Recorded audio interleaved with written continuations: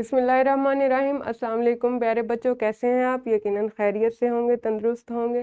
मैं हूं आपकी मौलमा मिस आयशा नवाज़। हम पढ़े हैं उर्दू जमात चहारम। आज हम सबक नंबर 20 का आगाज़ करेंगे, जिसका उन्वान है नसीहत। ये एक नज़्म है। इसमें हमारे पास कुल हासिलात ताल्लुम 11 हैं, जिन्हें हम 5 हिस्सों में पढ़ेंगे।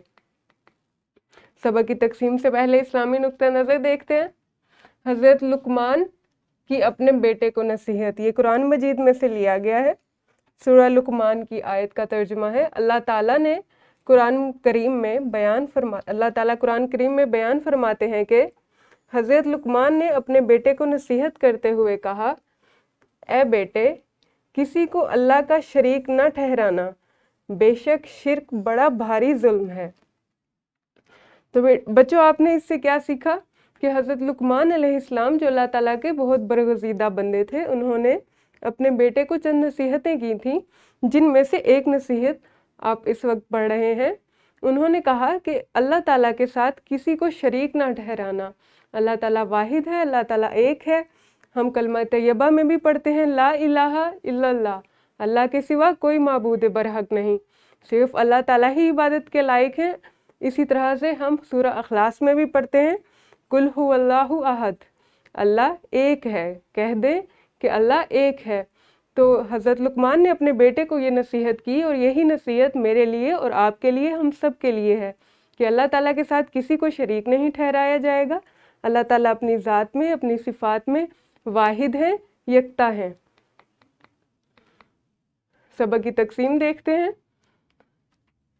इसके पहले हिस्से में आप सीखेंगे मुहावरों का जुमलों में इस्तेमाल कर सकें। उसके साथ आप सीखेंगे साबके और लाहके की मदद से नए अल्फाज बना सकें। सबक के दूसरे हिस्से में आप सीखेंगे इमला को सेहत के साथ तहरीर कर सकें। लुगत में अलिफ बाई तरतीब से अल्फाज के मानी तलाश कर सकें। इबारत का मकसद समझते हुए दुरुस्त तलफ़ुज़ के साथ रवानी से पढ़ सकें। सबक के तीसरे हिस्से में आप सीखेंगे इबारत पढ़कर उसके ख़ास निकात तहरीर कर सकें। उसके साथ आप सीखेंगे नज़्म या अशार को नस्र में तब्दील करके लिख सकें। आप जानते हैं बच्चों, नज़्म और नस्र अलग अलग चीज़ें हैं, और आप इन दोनों में फ़र्क करना सीख चुके हैं। सबक के चौथे हिस्से में आप पढ़ेंगे कहानियाँ, नज़में और लतीफ़े पढ़ या सुनकर अपने रद्द अमल का इजहार कर सकें।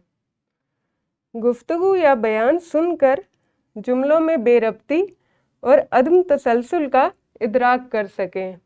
यानी गुफ्तगू, किसी को बात करते हुए सुनकर, कोई बयान सुनकर या कोई जुमले अगर आप पढ़ते हैं तो आपको पता चल जाना चाहिए कि जुमलों में रब्त है या नहीं। सबक के 5वें हिस्से में आप सीखेंगे ख़त, दरख्वास्त या मुकालमा लिख सकें। उसके साथ दूसरा हासिल ताल्लुम होगा मुख्तलिफ़ किस्म की तहरीरी और गैर तहरीरी हिदायत पर अमल कर सकें। उसके साथ 5वें हिस्से में आप अमली मंसूबे पर भी अमल करेंगे। तो बच्चों, ये हमारे सबक की तकसीम होगी। कल से सबक का बाकायदा आगाज़ करेंगे इंशाअल्लाह। तब तक अपना ख्याल रखिए। अल्लाह हाफिज़। शुक्रिया।